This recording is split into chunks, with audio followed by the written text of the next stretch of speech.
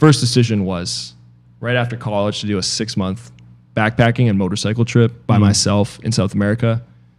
And that was an incredible trip because it basically taught me that I could survive on anything. I didn't have a lot of money. I bought a really cheap motorcycle in Chile, Santiago, Chile.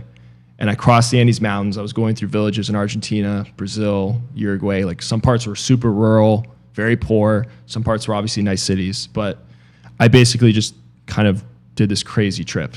And that trip really helped me overcome fear and also realize that I could do whatever I wanted. I don't know how to explain it. Yeah. I didn't have to follow a path. I didn't have to follow a schedule. When I was on that bike, I was just doing whatever I wanted as a 23-year-old boy. And I was like, wow, what else can I do?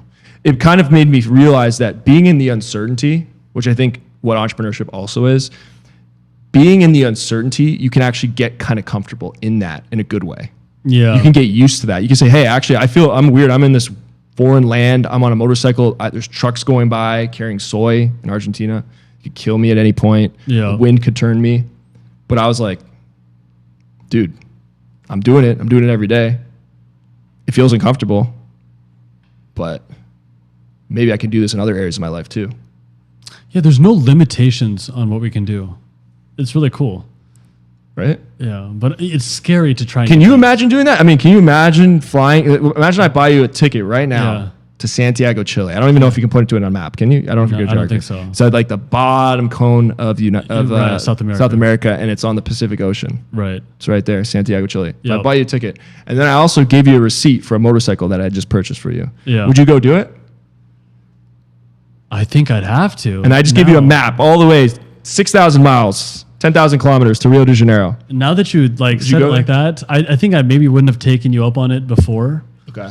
And I'd be annoyed that you put me through this. Like I'd be like, fuck, dude, I don't want to do this. Like I'd be scared to do it, but I would have to. I would hope I survive like you did. But how would you feel about that? Terrified, dude. Terrified. Yeah.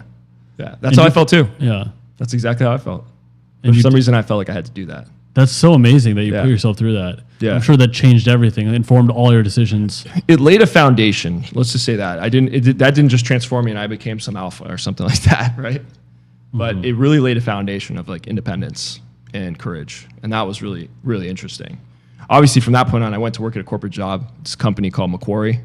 It's an investment firm. So I was working in their like private equity, private investment group. They invested in mining companies. They traded gold, silver, copper. Really interesting company. Yeah. But I'm working in a cubicle in Toronto on the 41st floor in one of the best buildings, Brookfield Place. But still, I felt like I was trapped again. Dude, imagine you're literally spending months in foreign countries, beautiful nature. You're on a motorcycle, you're free.